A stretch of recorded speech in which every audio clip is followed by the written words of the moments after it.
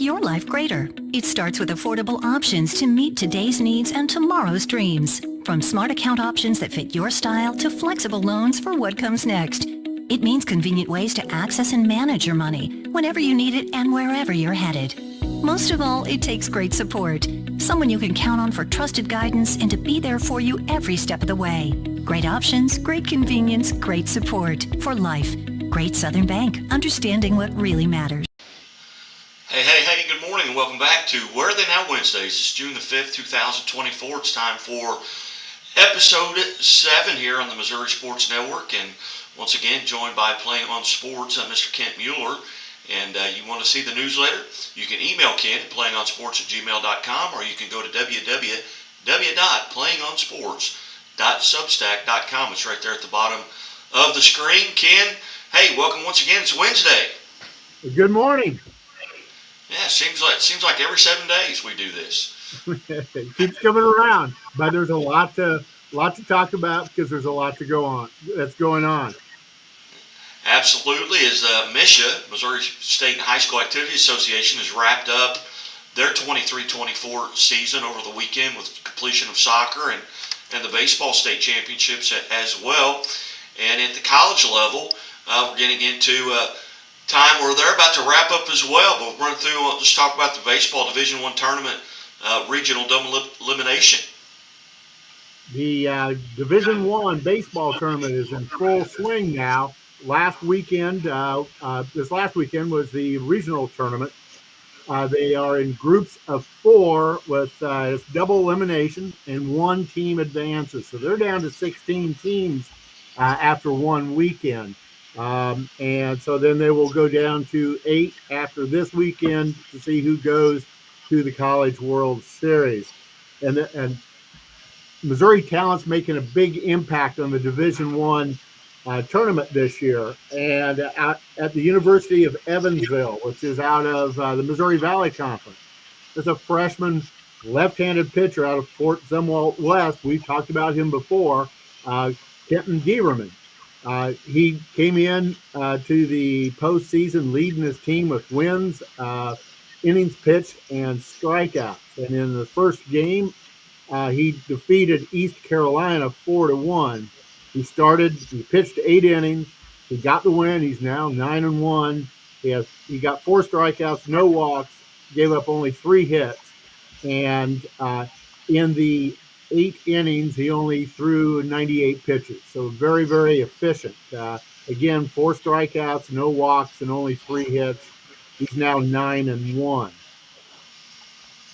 And for the same team, Mark Schallenberger, he's a graduate student out of Priory, plays in the outfield for the Purple Aces of Evansville.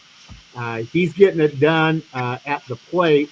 He leads the team. He came into in batting average. He came into the postseason with a 388 batting average, a 710 slugging percent, and a 531 on base. And he hasn't disappointed. In 17 at-bats over the weekend, he had 3 runs, 7 hits, 8 RBI. He was hit by 2 pitches, and he got a home run. Now, Evansville will move on, and they will play Tennessee on Monday in the Super Regional. And at the University of Arkansas, representing the Southeast Conference, is a graduate student out of Glendale. He plays in the outfield. Ty Wilmsmeyer. He had 10 at-bats over the weekend, 4 runs, 4 hits, 6 RBI, and a stolen base. However, after losing to Southeast Missouri State in their last game, Arkansas is now out of the tournament. And representing the Big 12 is Kansas State. And powering Kansas State is Chuck Ingram. He's a senior outfielder out of Rockhurst. He led the team in home runs during the season. And here in the postseason, in 3 wins, he had 11 at-bats last weekend, 4 runs, 6 hits, 6 RBIs, a walk, a stolen base, and he's now his 10th home run for the year, which again leads the Wildcats. Next up, K-State will be playing Virginia in the Super Regional. Southeast Missouri State made a lot of noise in the tournament. However, they went 2 for 2, and they are out of the tournament. But there were a lot of good performances by some Missourians. Logan Caton, he's a senior left-handed pitcher out of Holt. In Game 3, he came in and relieved 2 1/3 innings. He did give up 3 hits, but he got 3 strikeouts. He got the win, and he finished the season 2-0. And Brooks Kettering, a freshman out of Glendale, plays in the infield, and he's been getting it done all year long. He came into the postseason hitting 303, a 435 on base percentage, and he started 58 out of 59 games. And in the 4 games, Brooks had 12 at bats, 4 runs, 4 hits, 3 RBI. He was walked 7 times, including 5 walks in their first game against Arkansas, and he got a double and a triple. That's a freshman getting it done at big time level. Also, playing in the field is Ty Strauss out of Lafayette High and Wildwood. He's a senior, and he leads the team on base plus slugging at 970. He had 13 at bats, 5 runs, 3 hits, 2 RBI, 4 walks. He was hit by a pitch, and he got a home run. So SEMO will be out of the tournament. They did not make it to the Super Regional. There's Tulane University. They did not win. They lost. They're out of the tournament. However, in Game 2, they defeated Nichols 3-0, and Luck Flotto, who's a junior out of Lafayette High, a left-handed pitcher, he started and went 8 innings. He picked up the win. He finished his season 4-3. He only gave up 4 hits in those 8 innings for his win. Moving on in the tournament is Clemson University. They will play Florida in the Super Regional, and they're powered by Toby Obertop. He's a graduate student catcher. I played his high school ball at Westminster Christian. He hit 310 this year, with the team leading 1.098 on base plus slugging percent. For the 3 wins to get him to the Super Regional, he had 13 at bats. He scored 3 runs, got 3 hits, 3 RBIs, a walk, and a home run. Now, Nebraska, after losing twice, is out of the tournament. However, there's a freshman out of Nevada. He plays in the infield for the Huskers, Chase Anderson, and he's making it big as a freshman. He hit 310 this year coming into the postseason, and he led the Huskers with a 472 on base percentage. And in those 3 games for the Huskers over the weekend, he finished his freshman year with 10 at bats, 3 runs, 3 hits, 4 RBI, 2 walks, and a home run. So there you have it for Division One. Missouri will be very well represented in the Super Regional, the final 16. We'll see how many can get to the College World Series the next weekend up in Omaha. Yeah, in Division II, they're down to their final 4, so to speak, teams. And Central Missouri, out of the MIAA, they had a couple of players there, I believe, but I believe they've been eliminated. They have been eliminated, but it wasn't because of Missouri talent. Carter Young, he's a redshirt senior out of East Summit West. In those 2 games, he had 6 at bats. He picked up 1 run, got 2 hits, 2 RBIs. He was walked 3 times, and one of his 2 hits was a double. So they were close games. They lost at Angelo State 2-3 in 11 innings. Then they played Indiana University out of Pennsylvania, and they lost that one 3-4. So two 1-run innings, one of them in extra innings. That put the Mules out of the tournament, but they had an excellent season. Moving into softball, and they're pretty far along in their postseason. Yes, and Texas is the only team left with Missouri talent. And Texas is ranked number 1, and one of their leading pitchers is Mac Morgan. Also playing in the field is Ashton Maloney. She's had a terrific year for the Longhorns. Um, but Mac Morgan continues to come up big. And in the second game, when they defeated Florida 10-0 in just 5 innings, she threw a pitch for a complete game, 5 innings. She's now 16-1. In those 5 innings of shutout ball, she gave up one hit and a walk, but got 5 strikeouts. And I want to note for Texas, I mean, they're being powered by Missouri talent, and they defeated, and yes, they're number one, and they were the uh, leading team coming in, and they're playing number 8 Stanford.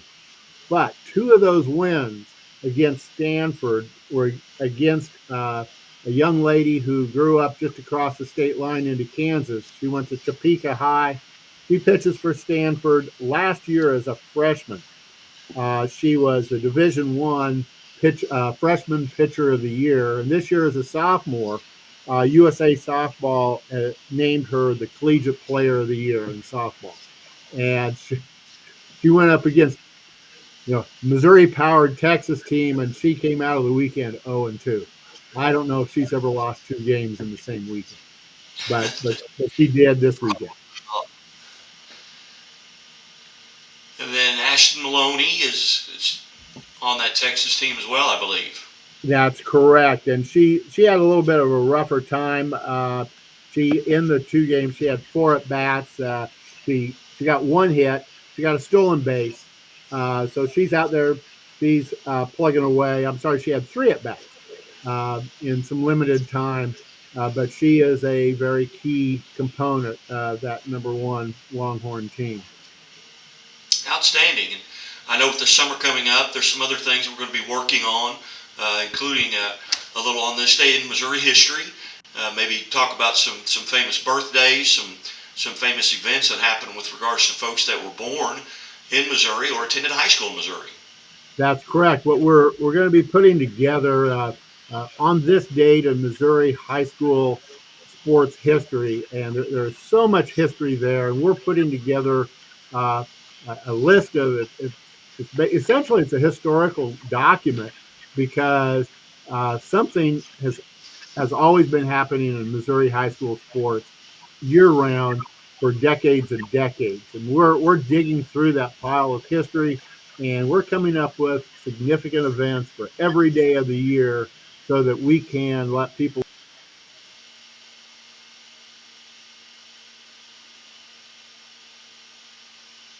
Kind of froze up on me there. Hang on.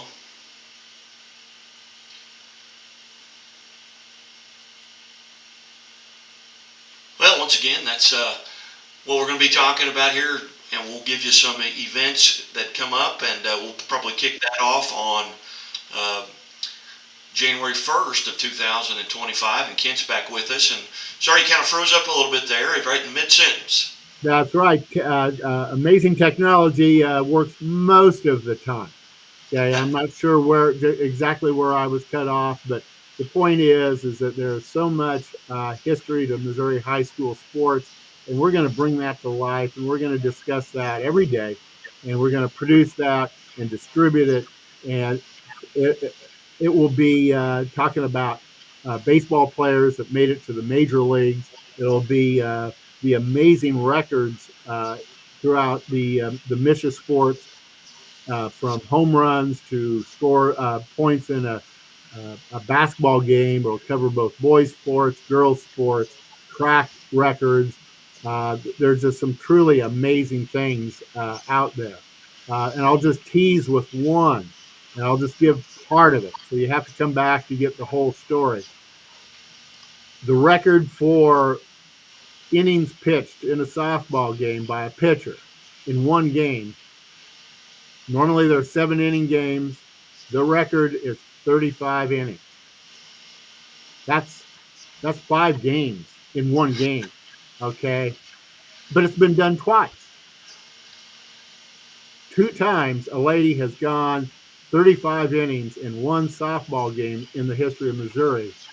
I'm going to add on to that. It was in the same game. They were opposing pitchers. So we'll bring much more detail on that amazing game, that piece of history, at the appropriate time. Outstanding. Well, Kent, as always, it's been a pleasure. And for those, we're still compiling our Career 1000, so you can email MissouriCareer1000 at gmail.com if you have someone in your high school that scored, and maybe it's you, that scored 1,000 career points, need the year, graduation date, full name, and if you've got total points, that'd be great. But anything over 1,000, get that email to us at MissouriCareer1000 at gmail.com. So, Kent, you have a great week. And everybody out there, as always, the Missouri State Highway Patrol reminds us to take that 3 seconds and buckle up. It's 3 seconds that could save your life. Be safe. Be smart.